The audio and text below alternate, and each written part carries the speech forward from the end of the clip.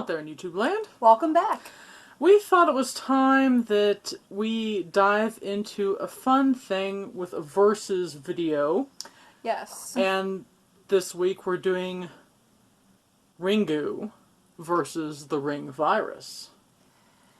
So, while both movies are adapted by the novel Ringu by Koji Suzuki, they kind of attack the material with gusto, but come at the source with a different perspective.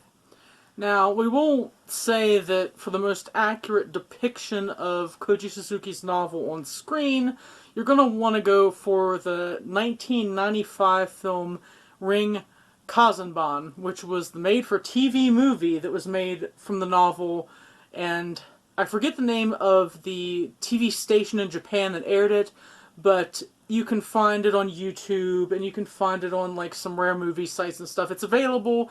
It's just totally different from what we know as The Ring. Right, because the Ring virus is kind of a direct copy from the Ringu film, and it has aspects that do not occur in the novel. So, Ringu in 1998 was where most people kind of start their whole Ring quest.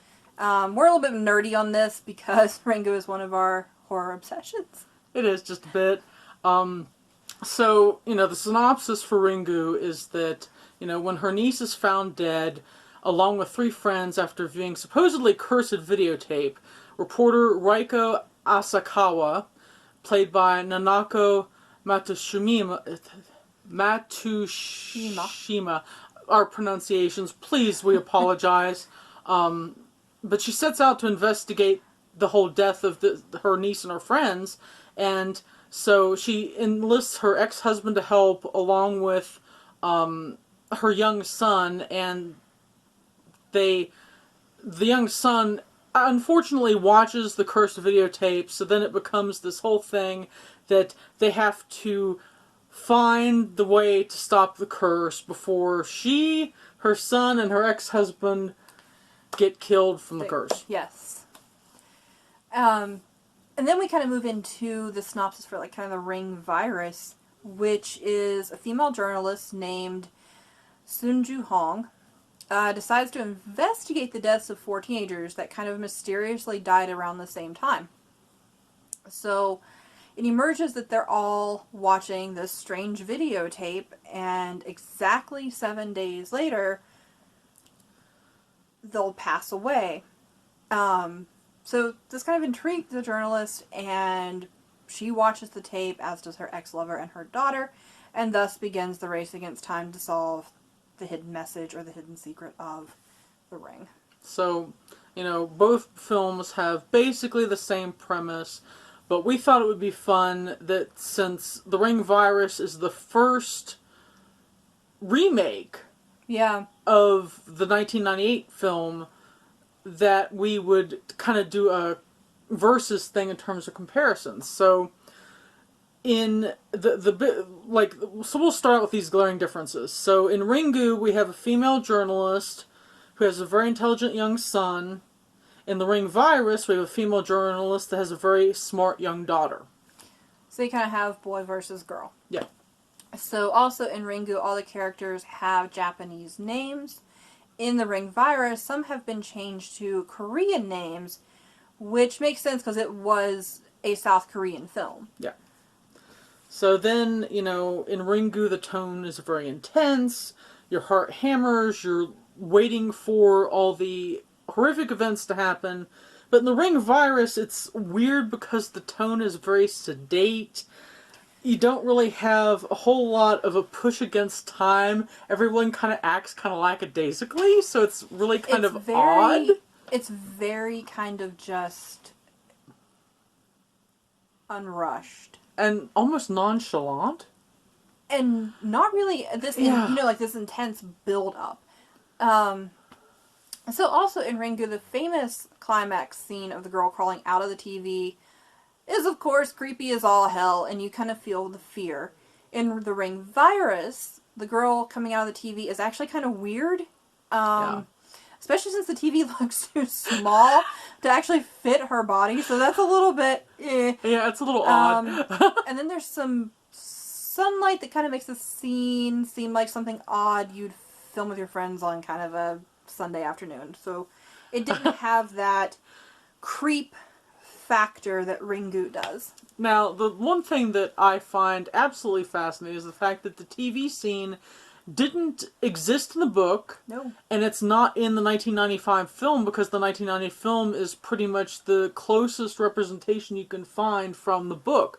So it's just really interesting that that whole thing was thought up by the director of Ringu and has no existence anywhere else. It didn't have an origin in the novel itself. So kind of one of those little, hey, let's add this. Yeah, and I think it was a fun addition, actually. It's a fun addition because, I mean, it brings you kind of into whatever year you're in. Yeah. Whether you were in the, looking at this in 1998 or in 2020. And, we'll later on, do a separate review of the American version, but and Tabby and I both thought it was important to talk about these films first because they are, the first films that were made around this entire franchise. And it's interesting to see how much the American filmmakers pretty much copied Ringu almost scene for scene in a lot of cases. Almost. I am shocked that they actually kind of got away with that. Well, that was because the director of Ringu worked on the American film. That is true. So, he was fine with it. He was, on board with having an American version. But, then of course, after that, the American sequels greatly stray from the Japanese sequels to an extreme extent. So you'll have to kind of look at those yourself. And, we'll be talking about them in the future, I'm sure, because, as Tabby and I said, we're kind of obsessed with this whole thing. It's a unique way of looking at what the differences are between almost cultural hauntings and what you think of, having empathy, and then you're like, oh my god, no, I don't have empathy anymore. Yeah, and, another thing that's really interesting between the versions is the actual videotape. Because in the 1998 version, they show things like a volcano erupting and things like that would be very horrific. Well, in the Korean version, they change it. It's different horrific scenes. So it's interesting to watch from culture to culture what is considered horrific enough to be put on this videotape to make you uneasy. So I find that absolutely fascinating, and it's kind of a quick study of fear between cultures. It's regional fears. Yeah. A lot of it is, because obviously the U.S. version wouldn't have volcanic explosions. No. But that is a very real fear in Japan. So it's very fascinating and really cool that you can kind of track these differences just by watching the different versions of the film. Yes. So let us know what you think if you've seen them both. If you haven't, watch them. Yeah, because they're absolutely a lot of fun. Totally cool.